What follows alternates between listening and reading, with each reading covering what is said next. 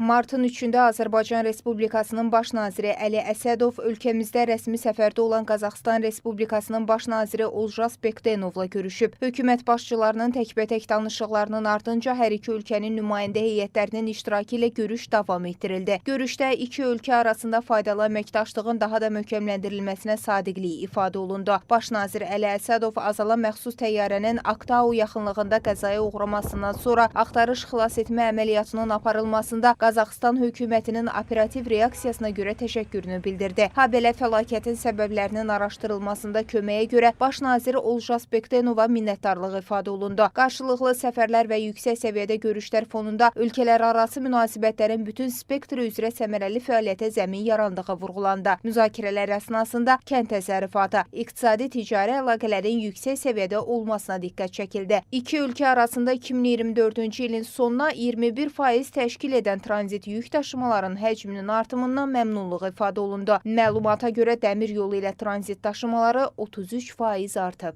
Keçən il bizim ticarət dövriyyəmiz 49%-dan çox artmışdır. İki ölkə arasında vahid investisiya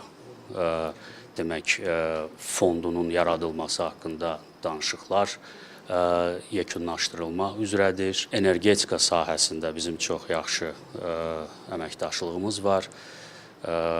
Bugün Qazaxıstan nefti Azərbaycan üzərindən tranzit olaraq dünya bazarlarına gedir və 2023-cü ilin mart ayından keçən ilin sonuna qədər artıq 2,5 milyon